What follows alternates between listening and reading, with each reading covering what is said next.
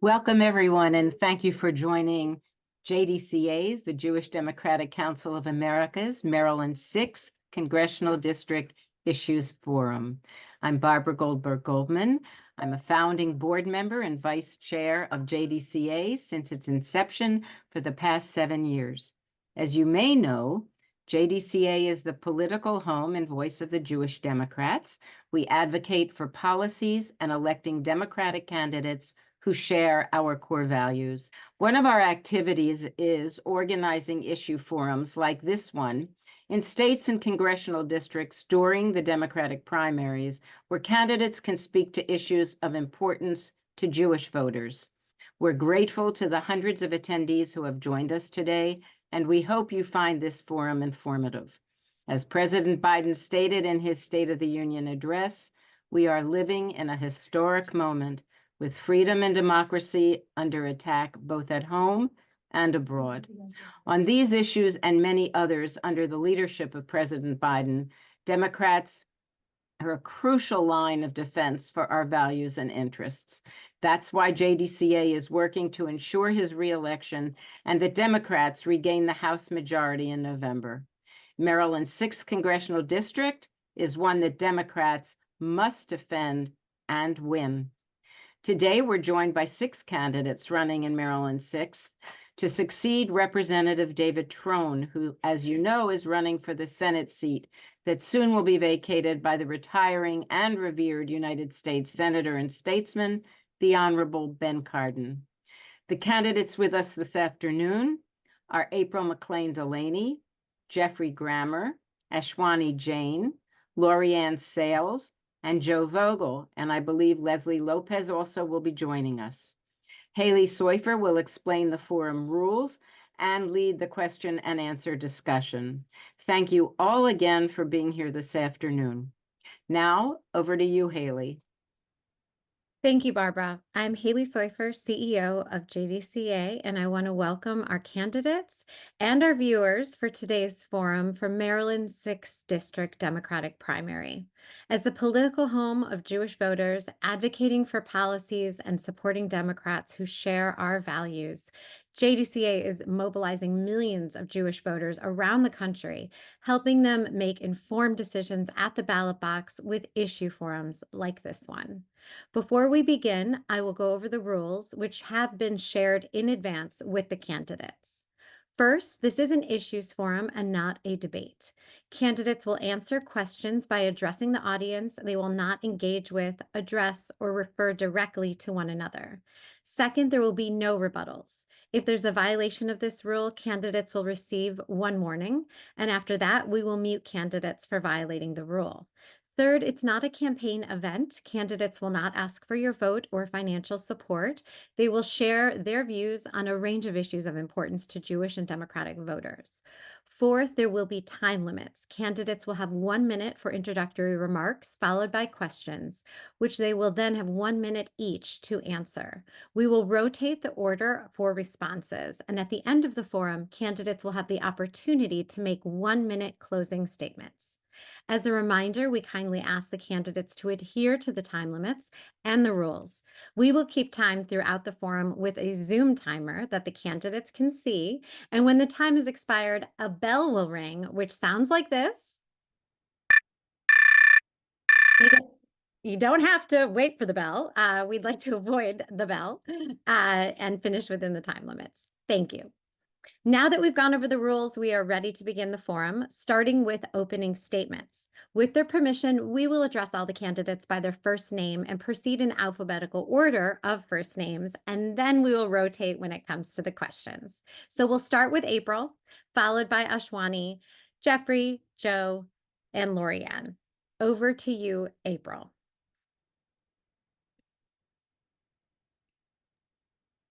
Well, I guess A is for April, so great. Welcome. Thank you. Thank you for doing this forum.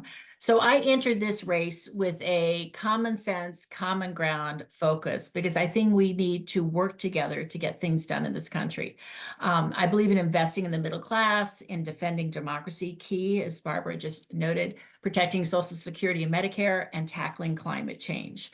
I'm the mother of 4 daughters, ages 31 to 16, And so I'm really focused on restoring reproductive freedoms, a key issue for me for many years, protecting kids from big tech, leveraging technology for our growth across the district, and addressing the mental health crisis, which is skyrocketing across our country.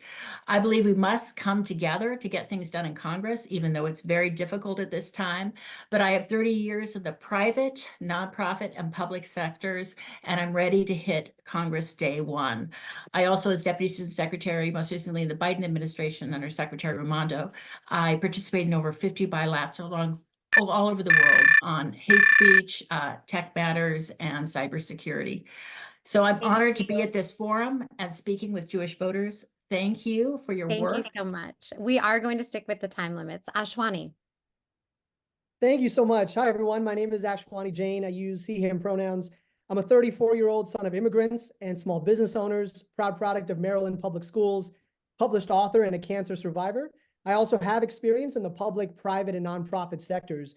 I am running for Congress in my home district, not just to make history as Maryland's first millennial or first Asian to serve in Congress, but because I have specific policy solutions to open the doors of opportunity for our community. That includes issues like making public college free, canceling student debt, having Medicare for all, pushing for a $26 minimum wage by 2030, and taking bold stances like being the first in this race to call for a ceasefire in Gaza back in November, because we need a nuanced approach that ensures hostages are released and provides humanitarian aid when needed. So I look forward to discussing all these issues and more today, and thank you so much for the opportunity. Thank you. Geoffrey. Hi, I'm Jeff Grammer. I'm a veteran and a physician trained in both internal medicine and psychiatry. I served for 25 years in the U.S. Army and completed 3 overseas deployments, 2 to Iraq and 1 to Afghanistan. I was awarded the Bronze Star Medal and the Combat Action Badge. I retired in 2017 at the rank of colonel, and I became the chief medical officer for one of the country's largest behavioral health practices. I am running because I've been concerned about the anti-democratic rhetoric that is pervading our politics, particularly from the MAGA party. I am fighting for better healthcare. I still see patients now. I know a lot about healthcare and insurance. I'm also fighting for better mental health care. I'm fighting to transition our economy away from fossil fuels and to support our labor unions. And finally, I am fighting to secure our democracy, to make sure that we have a government that works for and represents all Americans. Thank you so much. Joe. Well, hello, JDCA. Hello, Halie. Hello, Barbara, and to your incredible board here. I am a proud Jewish Democrat. Am so supportive of the work that you all are doing at JDCA to engage Jewish Democratic voters in this process and to advocate for issues that are so critical to our community. I'm currently a state legislator here. We're in Annapolis right now. We have about 3 weeks left of our legislative session, and I'm working to advance several key priorities. Last session was the lead sponsor on a bill to address a surge in hate crimes by creating a statewide commission on hate crimes. Have legislation right now to address the proliferation in graffiti that we're seeing in anti-Semitic graffiti that we're seeing across the state. And I'm a big proponent of legislation to enhance Holocaust education and address the hate crimes that we're seeing, particularly in our schools. I'm running for Congress because we need to hold on to this seat, and I think I'm the right person to do it. I look forward to talking about the issues today. Thank you. Laurie-Anne. Thank you so much, Halie, and to the JDCA for hosting this forum. My name is Laurie-Anne Sayles. I'm a council member at large in Montgomery County, and I am running to ensure we bring a smarter 6th district to the residents of Western Maryland. I have currently been working in public health and will hopefully be able to represent the residents across the 6th district in Congress by ensuring that we bring common sense legislation to the issues impacting this part of our state. We have chaos ensuing in Congress, and we need principled leaders representing the voices of the residents across Maryland's 6th district. It's too hard for many families to make ends meet.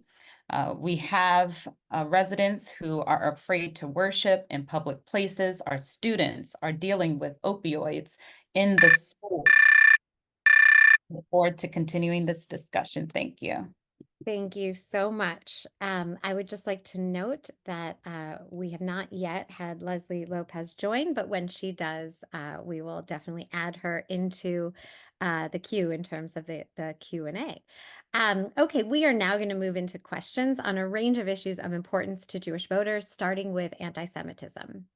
Anti-Semitism is at an all-time high in the United States and around the world.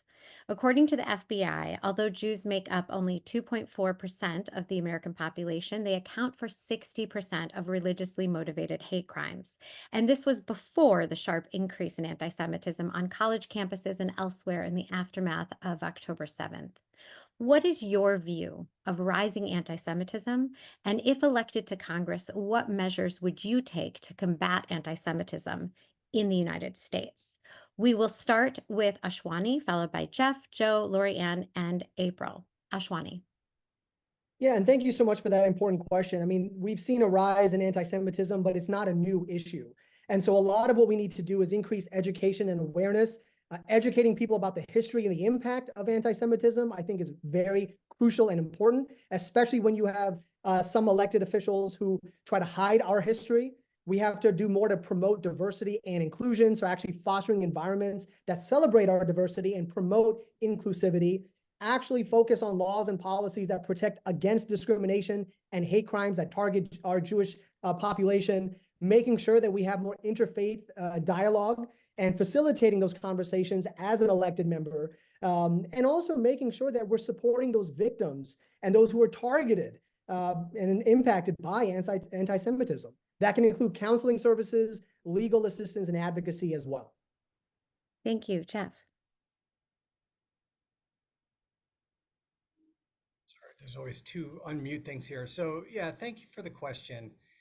You know, there is no place in our society and in the 6th District for hate speech, hate crimes, anti-Semitism. I think, you know, our society has drifted into this facility of division and hate. And this is something that we absolutely need to combat. The United States needs to stand with Israel, and we need to support our Jewish communities as well as all communities. You know, I get back to this idea of our government needs to support all Americans. Finally, you know, we need to make sure that we have security in place so that people stay safe. We need to make sure that we have mental health resources in place so that people don't try to take their own distress and rage and place it onto populations. And we need to have an honest dialogue within the news. Thank you so much. Thank you. Joe. Well, first of all, thank you for this question. This issue is personal, right? And I don't just hear about it in a policy context. I hear about it when I go home. I hear about it when I'm with my family and when I'm in my community. And the concern that I continue to hear from people across our community has been heartbreaking, especially in the aftermath of October 7th. One of the first things that I do in Congress is join the bipartisan task force on countering anti-Semitism. And I'd bring a lot of the work that I've done in the state legislature to the federal level. Like I mentioned earlier, I created a commission here in our state to better evaluate and address the surge in hate crimes. I have a number of bills that I'm working on right now, and one area of particular concern for me is around Holocaust education. Maryland ranks in the top 10 for anti-Semitic hate crimes. We rank in the bottom 10th for Holocaust awareness. That to me is a real serious issue that we're working to address here in the state, but it needs to be addressed at a federal level as well. Thank you, Laurie-Anne. Yes, anti-Semitism needs to be addressed all across the county, all across the country. I currently represent the largest jurisdiction and home to the Jewish community. And so we've seen a rise in anti-Semitic attacks. And we know that people need to be able to worship in peace, and their religious freedoms need to be protected. We also need to hold the bad actors accountable. I also think education is important. We need to ensure that people understand the impact of their hate speech, and also their graffiti that they leave behind and the threats that this community continues to face. And I'm so proud of the investments that we've made to ensure that security is in place at places of worship, at schools, to ensure that our Jewish community feels protected. And I will continue to advocate for those investments federally. Thank you. April.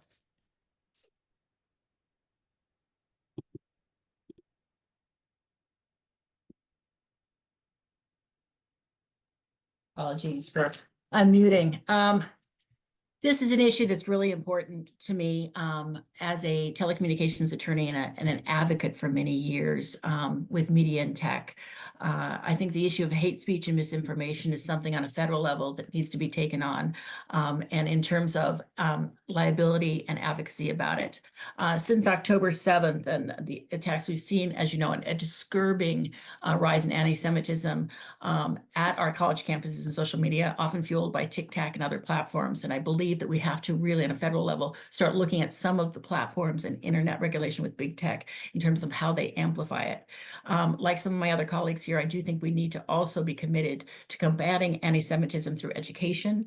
I support the Anti-Semitism Awareness Act that I think that was co-sponsored by Trone, which really speaks to adopting the International Holocaust Remembrance Alliance to the enforcement of anti-discrimination laws, and also to support the HEAL Act, which would really require studies on like Holocaust efforts and education.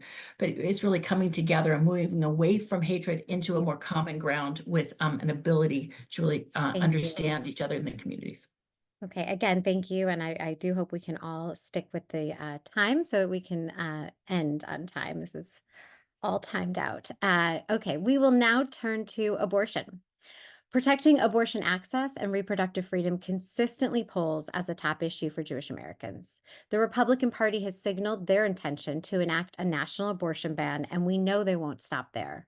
The ruling by the Alabama Supreme Court that forced IVF clinics to cease operations demonstrates that all aspects of reproductive health care and family planning are in jeopardy due to Republican attacks on reproductive freedom following, but not stopping with, the Dobbs decision.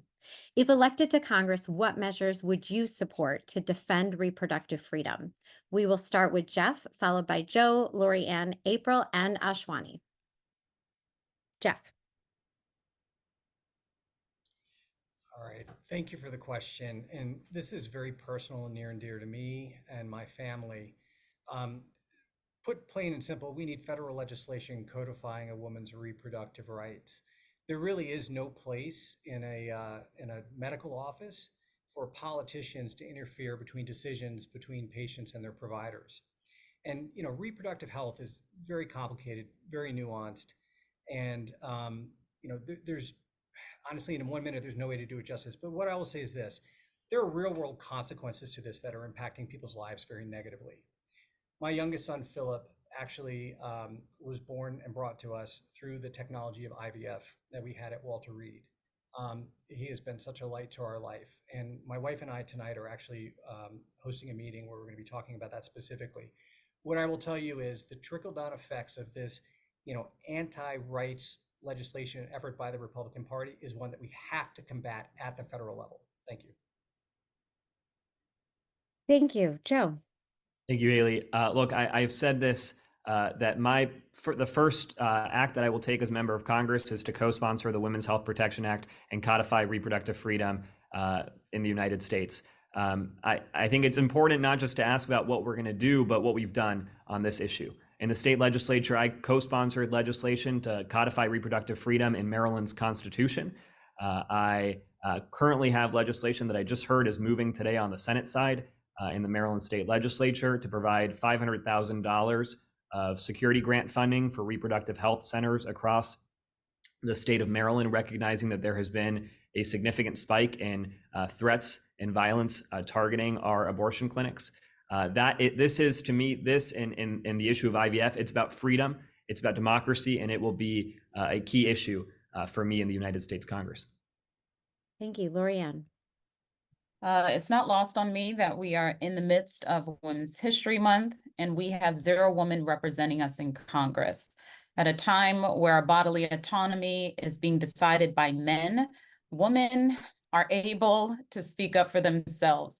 We've been voting for over 100 years, and it's time that we are able to use our voice to advocate for reproductive freedom in Capitol Hill.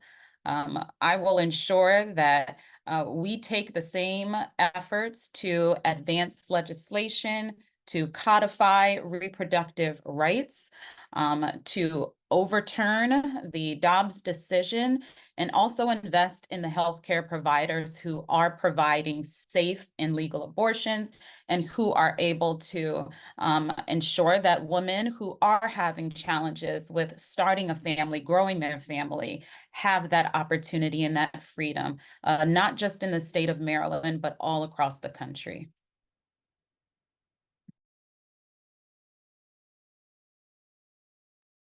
Thank you, April. As the mother of 4 daughters, ages 31 to 16, and I cannot believe they have less reproductive freedoms than I had. But also, I had a life-threatening ectopic pregnancy when I was in my 30s. I cannot believe that we are at this point in overthrowing it, but I'm an unwavering supporter of reproductive freedoms for many years, and I strongly condemn the Supreme Court's decision to overturn Roe. I, of course, like my colleagues have said, joining the caucuses that deal with this, dealing with legislation of maternal health, which is really key, and obviously codifying, all of the parameters of Roe and beyond is incredibly important. I think also looking at some of the data security issues in terms of women and their health, so that they're not targets of some of these Republican GOP states that are actually looking at women and what they've been doing, and we're tracking them in terms of their health and well-being. So I think that it is a concerted effort. We have to highlight it, and we have to lift up in terms of making sure that these reproductive rights are protected. Thank you, Ashwani.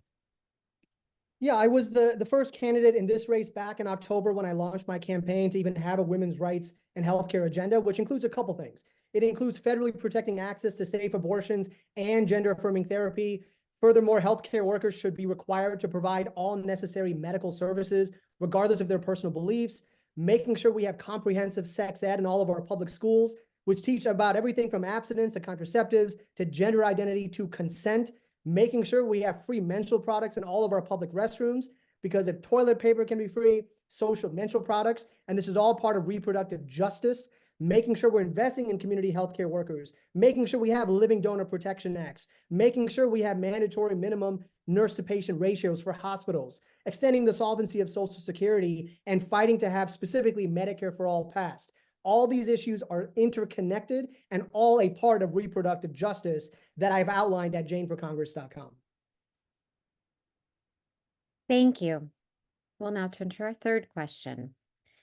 In his State of the Union, President Biden warned that this is no ordinary moment. What makes this moment rare is that freedom and democracy are under attack both at home and abroad at the same time.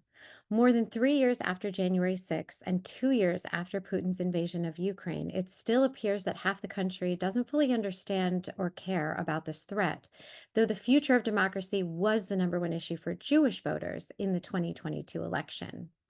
How do you speak to voters about the threat to democracy posed by Donald Trump and his allies, including Vladimir Putin? We will start with Joe. Well, I'm glad to hear that statistic on Jewish voters prioritizing this issue, because Jewish voters understand what's at stake when we lose democracy, right? For my generation, 3 generations in a row of my family, starting in Eastern Europe, experienced the loss of democracy. My parents grew up in a dictatorship in Uruguay, so this issue is personal to me, and I refuse to be that 4th generation in my family to experience the loss of democracy.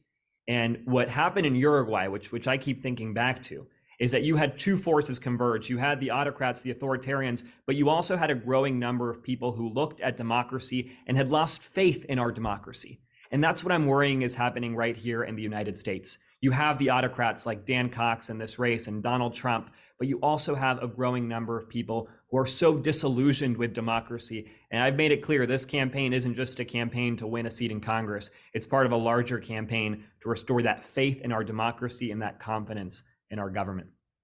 Thank you, Laurie-Anne. I don't think there's been a time such as this where our democracy has been under threat. I think the time of Donald Trump being in office was a threat to our democracy. And January 6th was no different in reminding us about how fragile our democracy is. And how important it is for us to uphold the values that created these United States.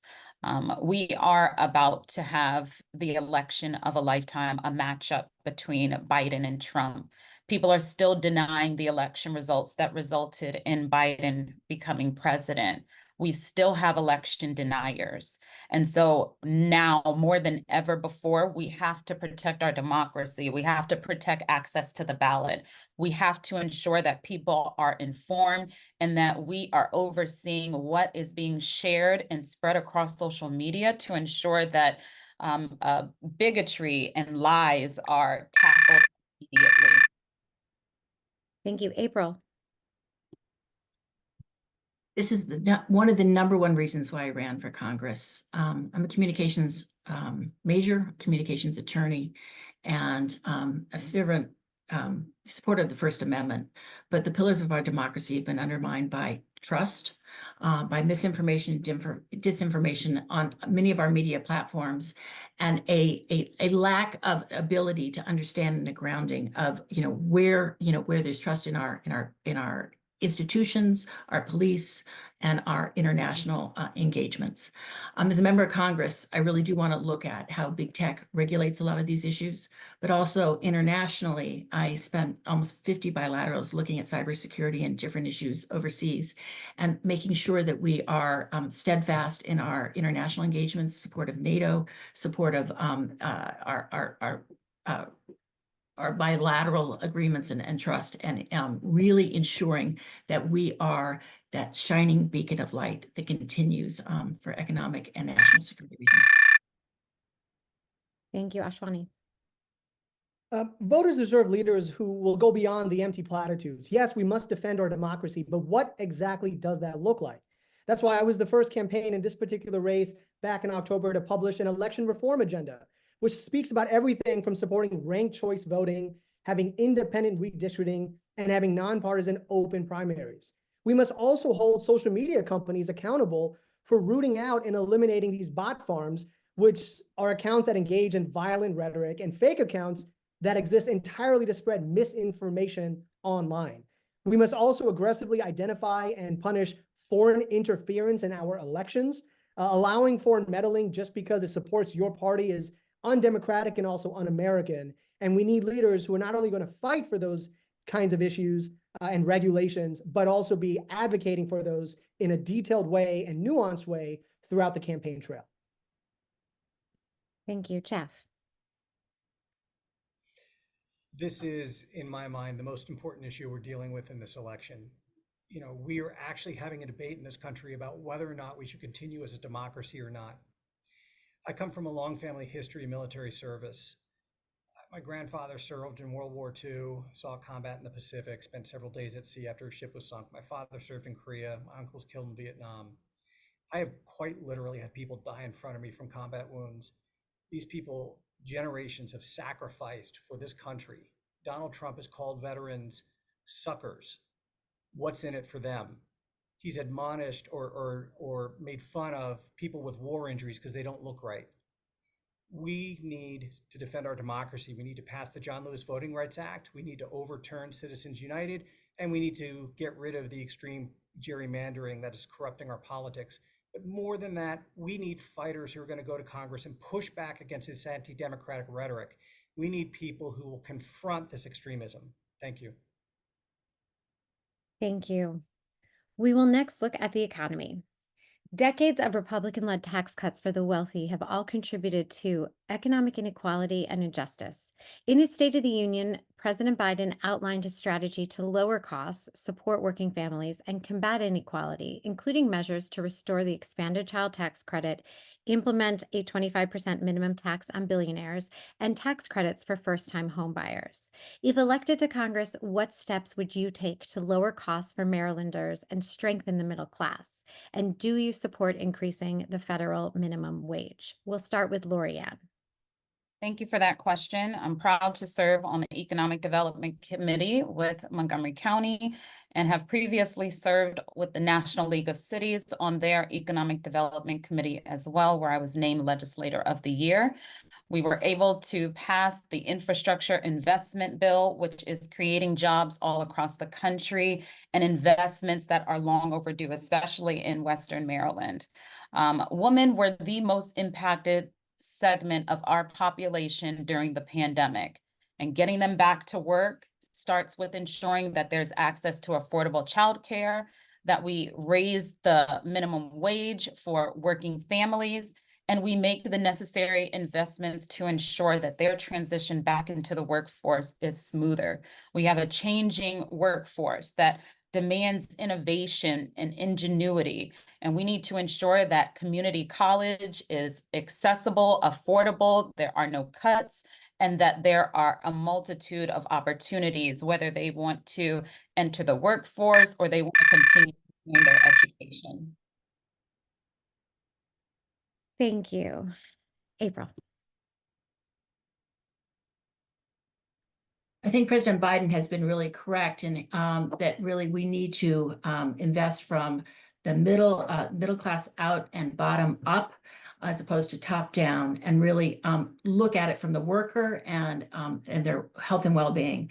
I agree. Expanding the child care credit act would be very important in terms of putting extra dollars into the pockets of everyday Americans. Raising the federal minimum wage is key for a good, there should be no reason why someone should have to work 2 minimum wage jobs to be able to afford housing. Affordable daycare is key and important to so many of women across America. And really looking at community college free for all, and looking at our student debt. Last, big pharma and driving down, negotiating with various healthcare companies and drug pricing is important in terms of making healthcare more affordable. Thank you, Ashwani. Absolutely. So at janeforcongress.com, and even in my opening remarks, I speak about some of the specific details to help lower the cost of living for every resident. That includes making public college free, canceling student debt, fighting for Medicare for all, which will not only save our economy hundreds of billions of dollars, but eliminate premiums, deductibles, and copays for all of us. I talk about specifically a $26 minimum wage by the year 2030, which just brings every worker's salary up to the national average of $55,000 a year. It will help our economy by reducing poverty and crime, increasing consumer spending, and expanding our tax base. And will also help businesses, including the ones who are on our team, help find, hire, and retain the millions of workers who have left their jobs in recent years saying they need better pay. We also need to make sure that people are paying their fair share. Those details, again, are at janeforcongress.com, but a multi-millionaire and billionaires should not be paying a lower tax rate than the rest of us. And we're going to fix that in Congress. Thank you, Jeff. Yeah, let me start with the direct question is it time to raise the federal minimum wage? And the answer is yes. But let's talk about whether or not our government and our economy is working for all Americans. And the answer to that is no. In 2021, the richest 3 people in this country, Bezos, Gates, and Musk, had more wealth than half the country combined. And that shouldn't be that way. We have outpaced every other industrialized nation in wage inequality in this country. Commensurate with that has been a decrease in union membership. We need to support our labor unions that will fight for healthcare, fair wages, merit-based work environment, and retiring with dignity. Furthermore, our unions also support apprenticeship programs that teach people a valuable skill set and will often pay them for that. The other problem that we have, though, is we need a tax code and tax enforcement that, again, is fair across the board. Right now, you have profit shifting from corporations, the ultra wealthy overseas. President Biden had actually tried to introduce legislation to allow for IRS enforcement of that, and the Republican Party blocked that. We need to enable the IRS to actually go collect those. Thank you. Thank you. Joe. Thank you. I am proud to be a union-backed candidate in this race, and I think that's a reflection of the work that I'm doing here in the legislature, sponsoring legislation to uplift our unions, to uplift working families. I was a big supporter last year of the Governor Moore's agenda to expand the child tax credit and expand the earned income tax credit as part of a broader campaign to eliminate childhood poverty here in the state of Maryland.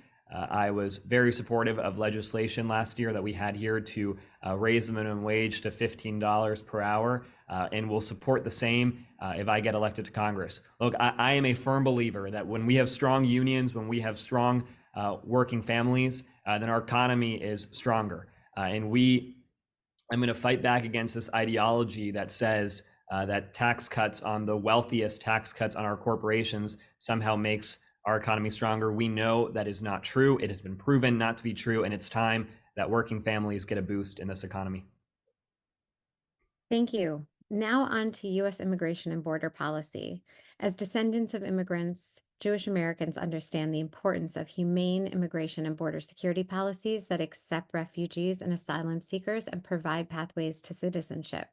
Although President Biden and congressional Democrats negotiated a bipartisan deal on changes to immigration and border policy, Speaker Johnson and House Republicans killed it to appease Donald Trump, once again choosing politics over the best interests of American national security.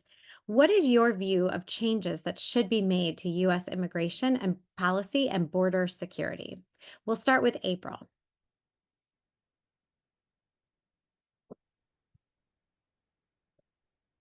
This is one of the key issues for the Biden administration in terms of the crisis at our border. Our immigration definitely needs to be reformed. We have a overburdened, ineffectual process for legal immigration, and it's overwhelmed our borders. We need to take a common sense, common ground approach, much like was just proposed by President Biden. 10 years ago, we had the chance to really bring it to the floor, and Boehner did not because of political reasons, and this has played itself out again. What we do need to do is to strengthen our borders. We need to have more resources for technology and for physical. We need to have a pathway for our citizenship, and we need to have this common sense way of coming together. I support the Biden administration's efforts to reform the system and really strongly condemn Trump's politicized efforts. We need to really break this stalemate, and I support the American Dream and Promise Act, which would make dreamers a pathway to citizenship. Thank you, Ashwani. Yeah, the first thing is we need to combat this false narrative that we have an open border. That is not true. We have a system in place. It just needs improvement. We also need to understand that immigrants and minority issues are neither rare nor simple and must be addressed through a range of programs that deal with economic insecurity and social justice. That's why I was the first in this race back in October to actually have and release an immigrant rights and immigration reform agenda. That includes everything from creating a pathway to citizenship, expediting work permits, ending the use of private prisons to house immigrants, reforming ICE, ending local programs like 287G, which erode community trust and force local law enforcement to act like federal ICE agents. That also includes increasing funding and appropriation for English as second language programs in our public schools, making public college free, canceling student debt, having Medicare for all, fighting for a real living wage of $26, making sure we're tackling these issues in a comprehensive way, which we've outlined on my website. Thanks. Jeff.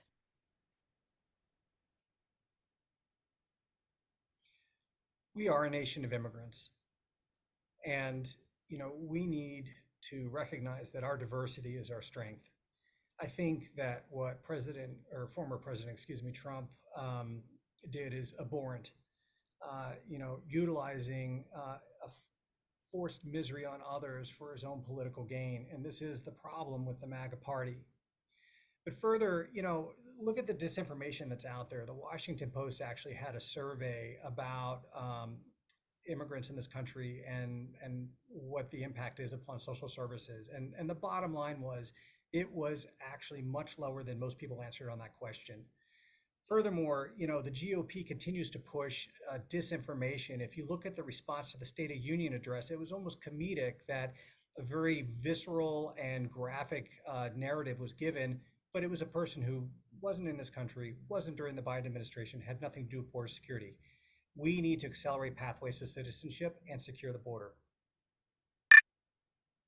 Thank you, Joe. I'm an immigrant. I'm the great grandson of refugees. My family immigrated here when I was 3 years old.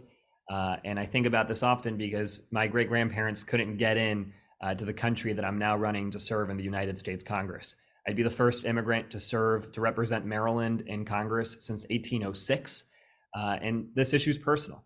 And I've interacted with so many immigrants and DACA recipients in my community in particular, and I've made a promise to them that I will fight tirelessly to get the American Dream and Promise Act passed, to provide certainty to DACA recipients in our country so that they stop having to navigate all these legal hurdles and be at the discretion of whatever judge across the country makes a decision on their legal status. That's unacceptable. In my own district, when I got elected to the state legislature, I had to deal with a situation where the migrants, the asylum seekers that were being bussed up from Texas and Florida were ending up in my district, and I saw the inhumanity with which they were treated. We have to put an end to this chaos and treat people with humanity and dignity. Thank you. Laurie-Anne. Yes, I'm the daughter of Jamaican immigrants, and my parents came to this country in search of the American dream. Unfortunately, that's not the case for everyone in our family because my brother was deported. Pathways to citizenship are nothing new. We have been mirrored with bureaucracy to ensure barriers are put in place so that only certain people can gain access to citizenship. There is a Senate bill that has been passed and is sitting in Congress. We also have a bipartisan bill that has been introduced in the House that is sitting stagnant. We need to ensure not only pathways to citizenship are created, but we need to ensure that our dreamers are ensured access to continue their education. Work permits are given to people who are here and waiting for trials, and we speed up the process for how we take care of the people awaiting a decision. Thank you. Okay, we will now move on to 2 questions about Israel.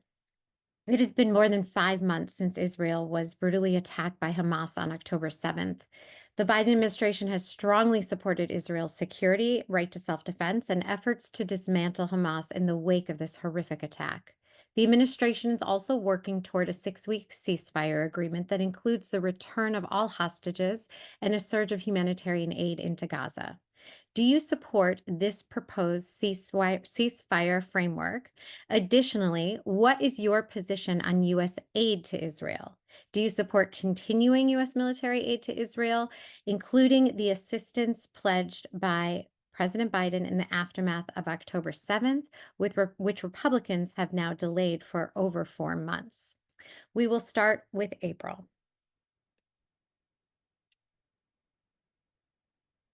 Well, I'm an unwavering supporter of Israel and its right to exist and defend itself. As a member of Congress, I will commit to continuing to fund Israel's defense capabilities and investing in the next generation of security systems. I really think the deep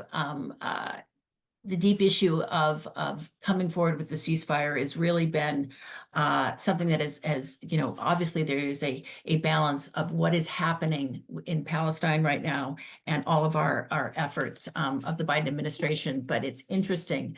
I just asked Jake Sullivan yesterday was talking about how a ceasefire has been on the table, but Hamas only had to release women, wounded, and elderly. And the fact that they will not do so says a lot about Hamas and their regard for innocent Palestinians. Today, I believe that we should, it's a careful balance, but we've got to look at how we encourage Israel to stay at the table and stay engaged, because we believe there's still scope to get a deal done. Thank you, Ashwani. Yeah, one of the things, JDCA has been a champion for years and decades is defending human rights. And it's in that respect that I have not turned a blind eye to the humanitarian crisis that has unfolded on both sides in Gaza with innocent civilians. That's why I was the first and only candidate in this race back in November to have called for a ceasefire. That is not only the best way to get aid to civilians, but also release hostages. I believe in the right and nuanced approach that obviously supports our ally Israel's right to defend itself against terrorists, but also calls out Netanyahu's apartheid regime of ethnic cleansing with no regard to civilian lives. We must also make sure we have a two-state solution. So we have an independent state, democratic state of Palestine. This is something that both Jewish and Muslim members on my team agree with. I'm happy that the White House and some of my fellow candidates are finally understanding that nuanced approach that we need. And that's what I've been fighting for and will continue to do so if I have the honor of serving in Congress. Thank you, Jeff. Yeah, so we should stand with Israel, plain and simple. To answer the specific questions as far as U.S. aid, I was actually asked this on a news interview not too long ago about whether or not we should make aid contingent upon civilian casualties. And the issue is Hamas is intentionally placing its resources near civilian centers to increase civilian casualties. They continue to hold hostages innocent civilians from the original October 7th attack. Hamas has actually called for the destruction of Israel. So it is hard for me to see a pathway for peace when one side of this has stated its intentions. All right, we need to give Israel the space and freedom to defend itself and defend its people. Furthermore, we need to continue to offer aid to Israel so they can accomplish those things. And we need to continue diplomacy to try to reach peace as quick as possible and achieve a two-state solution. Thank you very much. Joe. So on this issue, I think we have to speak the truth and push back against the disinformation and the toxic narratives that we're seeing. Israel is not an apartheid state. And the attack on October 7th was a violent assault on the human rights, an attack against civilians, and there are still 130 Israeli hostages that are held captive in Gaza. I invited several of the families of those hostages to visit our state legislature, and I heard their stories directly. And we need to do everything in our power to get those hostages home, and we have to get them home now. That is why I support the Biden administration's efforts to reach a deal to bring those hostages home. And that will be my priority in Congress. We'll be continuing to stand with our ally, continuing to stand with Israel, working on the dismantling of Hamas, recognizing that they've already said the attack that they conducted on October 7th is an attack that they wish to conduct again and again and again, and we will not give them the opportunity to do that. Thank you. Laurie-Anne. First and foremost, we must unequivocally support Israel's right to exist as a secure and sovereign state. Israel's security is non-negotiable, and any solution must guarantee its safety from threats and acts of violence. I condemn the heinous acts of terrorism against Israeli civilians and the excessive use of force that harms innocent Palestinian civilians. We must advocate for human rights, civil liberties, and an end to the cycle of violence that has plagued the Middle East for far too long. At the same time, we must acknowledge the legitimate aspirations of the Palestinian people for self-determination, statehood, and the end to the occupation. We need to ensure that hostages are brought home before we can even think of a ceasefire. There are too many heightened emotions before we can think of a two-state solution.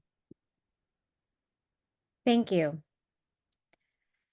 It has been long-standing U.S. policy to support a two-state solution to the Israeli-Palestinian conflict. President Biden reaffirmed his strong support for a two-state solution in his State of the Union, where he mentioned, as we look to the future, the only real solution to the situation is a two-state solution over time. Do you support a two-state solution to the Israeli-Palestinian conflict? And what policies do you support to preserve prospects for two states, both Israeli and Palestinian, living side by side in security and peace? We'll start with Ashwani. Yeah, thank you so much for that question. As I just mentioned earlier, I not only support a two-state solution, but I've been publicly advocating for it in public comments on my website since last November at the very least. So we do need a two-state solution. We need to make sure that we are, again, protecting and upholding humanitarian rights, which there have been many violations of in this current crisis. That is the way to actually foster dialogue, foster diplomacy. It's nice to say these, empty rhetoric, but the only way to actually get it done is to uphold the humanitarian rights that we expect from every other one of our allies, and how we try to conduct ourselves as well. And those are the kinds of nuances and initiatives that I would be pushing for in all of our relationships, foreign or domestic. Thank you, Jeff. Yeah, so we definitely need to get to a two-state solution, but there's contingencies on that, right? And one of those is that the representative government of Palestinians needs to accept that Israel has a right to exist and a right to self-determination and a right to exist where they are, right? And that is not currently the case with Hamas. So, one of the logistical things that we need to overcome is, Hamas either has to drastically change its approach to this, or the Palestinians need a new representative government that is going to actually move towards that peaceful solution. I think also a transition time of a demilitarized Palestine will also help ensure peace moving forward. If we look at the aggressors, that also too has been one-sided in many cases. So long story short is, yes, I support that, but we need to be meticulous about it. Thank you, Joe. Thank you. Sorry. Yes, Joe. I've had the opportunity to visit Israel 7 times. On one of those trips, I also took a trip to Ramallah and met with Palestinian government officials there. Look, I think we need to, the same way that I'm critical of at times our government leaders here in the United States, we need to be critical of the Israeli government at times. And that means pushing back when there are efforts that undermine the prospects of a two-state solution. We see that in the West Bank, especially with the settlement expansion, and we have to push back against that. We cannot have a two-state solution with Hamas in control of Gaza. We know that they are intent on destroying the Jewish state. They demonstrated that on October 7th, as they have many times before. We cannot allow them to remain in power if we want a two-state solution. So I will be supportive of the efforts to dismantle Hamas and push back against Israeli government actions that I think pose a dangerous undermining of the prospects of a two-state solution. Thank you, Laurie-Anne. This war is continuing to increase casualties on both with Palestinians and the Israelis. We need to ensure that not only is there a two-state solution, but there's a balanced and nuanced approach to the crisis in Israel and Gaza. We must prioritize the well-being, the security, the self-determination of both Israelis and Palestinians. Our administration should prioritize diplomacy and dialogue around initiatives that bring both sides to the table to negotiate economic development investments in both Israeli and Palestinian territories.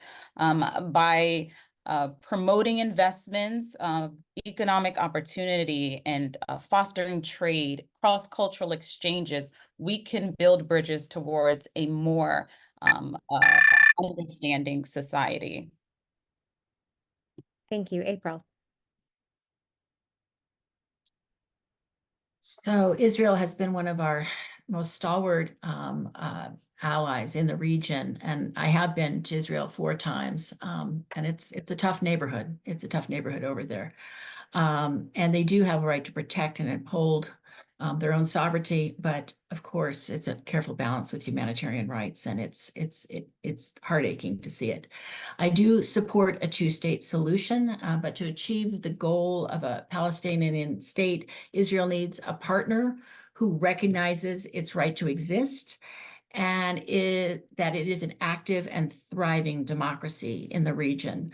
The Abraham Accords, which are essential, is providing stability and security in the region, and normalizing relationships between Israel and negotiating Arab countries will help strengthen Israel's security and ensure that the U.S. remains, tied,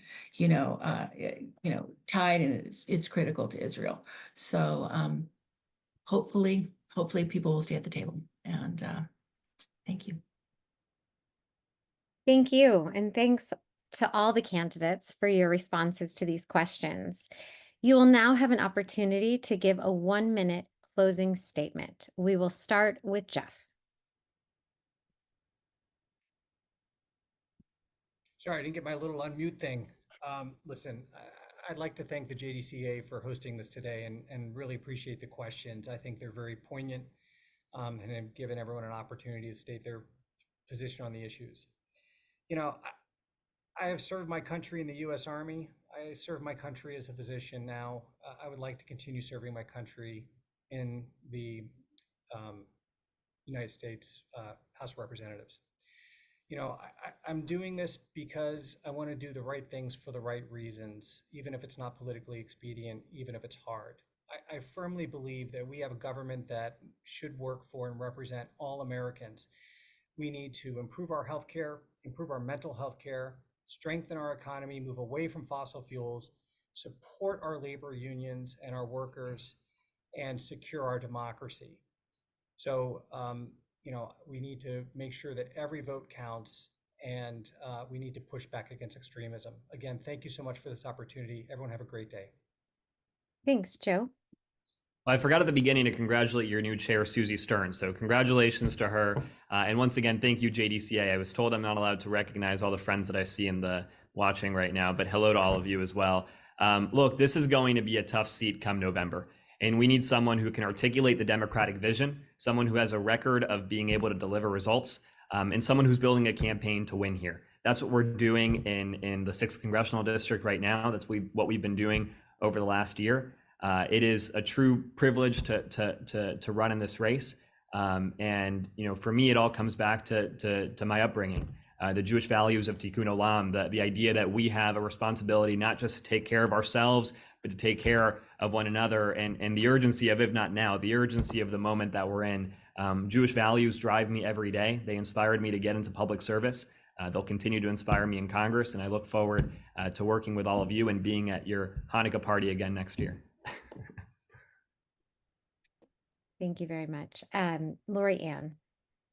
So thank you to JDCA for hosting this very important discussion. The situation in Washington is critical, and we need capable individuals who can hit the ground running on day one and ensure Washington works for us. Too many Democrats are standing in Congress in the minority, trying to get important legislation passed, and we need to ensure that we hold the current seat that we have here to continue the progress that's made, to ensure that reproductive rights are not continued to be degraded, and to ensure we protect our democracy. I have a smarter vision for the 6th District, for ourselves, for future generations.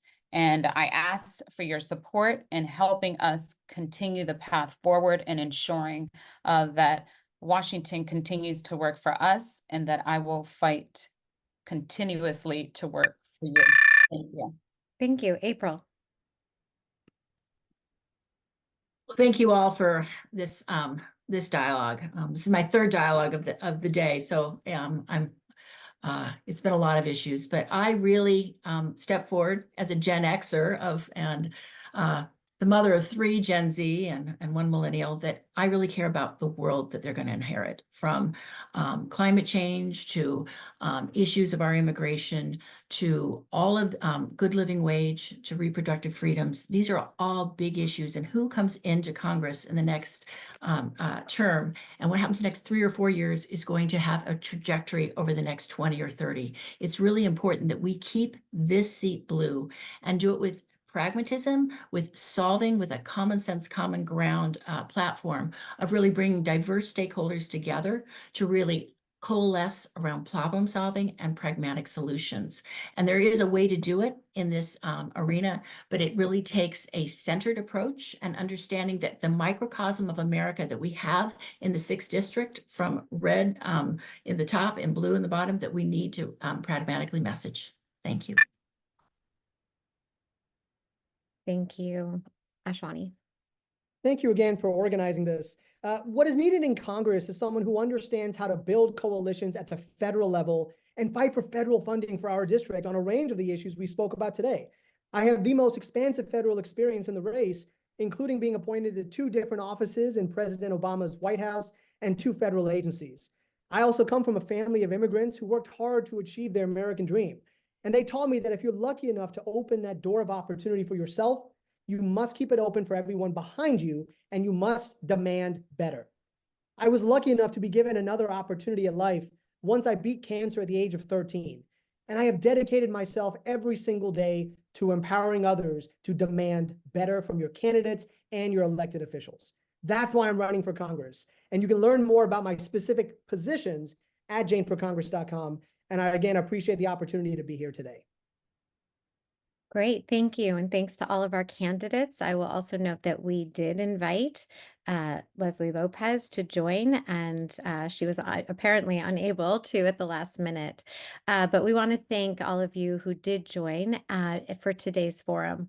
While we touched on some of the issues of importance to Jewish voters, we did not get to everything, and we encourage everyone to learn more about each of the candidates' positions by visiting their websites, and also to visit jewishdems.org to learn about our platform, advocacy efforts, and how we will mobilize millions of Jewish voters in advance of the November election. I would now like to invite JDCA board member and political committee chair to close us out with some important information about voting in Maryland. Izzy. Thanks, Halie. I'm Izzy Klein, Jewish Dems board member, political chair, and Marylander, living in the neighboring 8th district. I want to thank the candidates and their teams for joining us today. Forums like these are crucial for voters, and especially when it comes to a top seat that Republicans would love to pick up in November. Early interest by voters and supporters like all of you can make or break this race. And that's why we're especially grateful to all of you who joined. And we hope that you learn more about each of the candidates and that you're inspired to take action, which is what we like to do. Please join us at one of our upcoming events. Next week, March 20th at noon, we're hosting a program on abortion access, IVF, and the 2024 election. We'll be having Senator Tammy Baldwin, Emily's List president and friend, Jessica Mackler, and Morgan Moore, senior advisor for reproductive rights for the Biden campaign. On April 10th at noon, we're hosting a panel on immigration and the 2024 election. We'll have Lene Erickson, senior vice president for social policy, education, and politics at Third Way, among other guests. The links to sign up to both of those events are posted in the Zoom chat. The Maryland primary, as a reminder, is May 14th, and early voting will begin on May 2nd. And of course, the general election is on November 5th. We encourage you all to make your plan to vote and to support Democrats this election. Have a wonderful day. Thank you very much.